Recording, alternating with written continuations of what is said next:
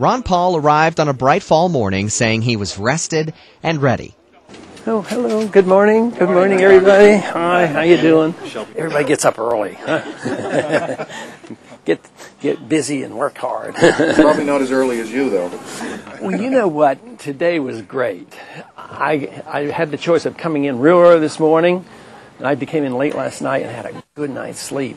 But I needed it. Those who know him call him Dr. Paul. He spent decades in the medical field delivering more than 4,000 babies in Texas before getting active in politics. So what's been the most challenging issue for you and your family since you've been trying to run for president?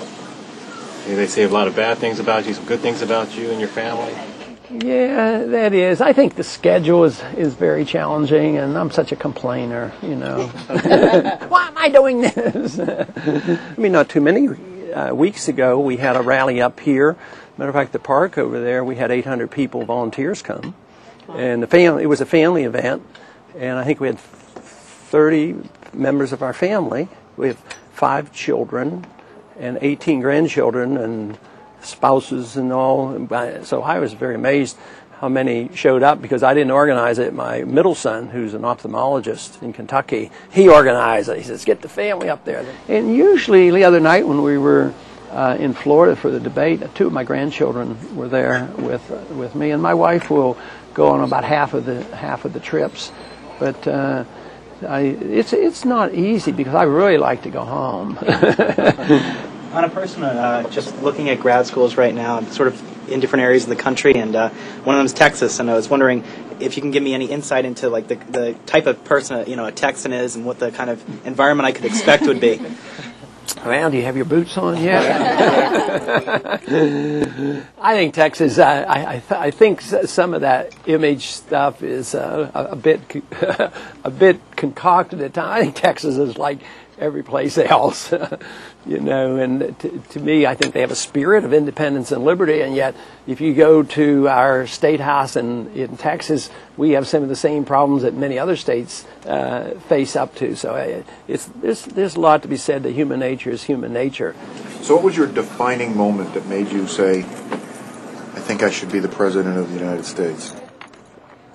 Well, for me, it's a little bit different because I approached it differently because I never had that. Say, this is what I want to do. Because in many ways, most people want to be president because they believe the president's job is to run your life, run the economy, and run the world. And mine is so different. Mine is actually opposite. I don't want to run your life. I want your life to be your own, and you assume responsibility for it. Ron Paul is the only major Republican candidate who opposes the war in Iraq. He promises to bring U.S. troops home immediately. I'd like to know where you get the courage to stand and speak your views that are very different from your party. I think it comes from having studied a long time and always worked to try to come up with the right conclusion, then I could defend those positions. So I guess it comes from a lot of things, whether it's independence, you have to have confidence to be a doctor. You have to know how to take care of an emergency, and even though fortunately in delivering babies, most of the work is done by the mother. Paul says medical school was a formative time for him. The abortion debate was in its early days, and that had an impact, and so did a care package from home. In 1957 was an interesting year because I think that year it was my mother sent me a book. She was well-read, although not college-educated. She sent me the book that came out that year was Dr. Zhivago. And I read that, and that really had a bit of an impact to me, to knowing what, communism did and how destructive it was. And my wife worked my way through medical school because she was a dance teacher, and she could watch our kids and teach dancing in our home. The Cuban Missile Crisis interrupted medical school. Ron Paul was drafted. He served in the Air National Guard for 5 years. So you said you were a flight surgeon in the Air Force? I was a flight medic. So is that right? So what were some of your best assignments? Best what? Assignments. Well, I know my immediate answer. I can remember the worst ones. The worst assignment was when you were the investigator of accidents. The flight surgeon. Right. A plane goes down. I had about 3 of those, and they're of course terrible. And you try to figure out who messed up. Was it mechanical or pilot error or what? Ron Paul also remembers meeting President Kennedy in Texas on November 21st, 1963, the day before the world changed. And, of course, we thought it was an exciting event, not realizing what was in store for us within 24 hours, because he left there and went to Dallas. Over time, Ron Paul's interest in politics turned to activism. He ran for Congress in 1976 and won. That I only have a picture of one politician in my office. Is Grover Cleveland, and the quote under the picture is, "What is it worth winning an election or getting reelected if you don't stand for something?" What's your take on religion as part of the process for the campaign process? I think it's very important, but in a nondescript manner. But over time, Paul grew tired of Washington and for a brief period stepped out of the spotlight. I was in Congress from 76 to 84. And then I wanted to go back to my medical practice. I do OB/GYN, delivered a lot of babies, and I missed it and really didn't want to be a professional at this game of politics. So I went back to OB/GYN. Frustration with decisions in Washington drew him back. He ran for president in 1988 as a libertarian and later returned to Congress. So what do you think is more difficult, politics or delivering babies? Well, I guess with risk, I say delivering babies was a lot more fun. At least you ended up with something new and precious. And it was exciting. Even though this was old-fashioned, back in the old days when we delivered, there weren't so much the husbands and the family participating. Now it's a big family event.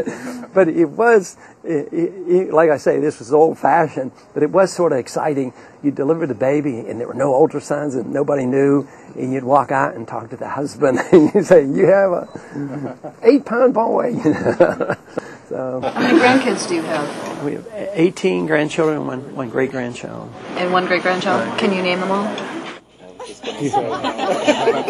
You know, I might have to stop and think, yes, I can and do that, but I always brag when I'm introducing my wife. I said, yeah, I can. We have 18 grandchildren, and I can name them all. I said, but my wife knows all their birthdays. So I'd have trouble with all their birthdays. We went to high school together. Wow. And our first date was, she was born on... and this is why I married her, I have to confess. She was born on February 29th. I figured every 4 years. Yeah, she said, no way, buddy. So she had a birthday party on her 16th birthday, and for some reason she was determined to get me to that birthday party, and I believe it or not, I was very shy. So she asked me, and it might have been really one of my first dates too. If you had one free day where you couldn't campaign and you couldn't deliver any babies, what would you do with the free day? That'd be tough. You know what I would like to do? I love riding bicycles, and I love to be outdoors. And that is always my biggest complaint, that when I'm real busy on the campaign trail, because I had a bit of a ritual walking and riding bikes a lot. You come across a genie in your bottle, what are your 3 wishes? A lot more peace in the world, a lot more freedom in the world, and then we would have a lot more prosperity.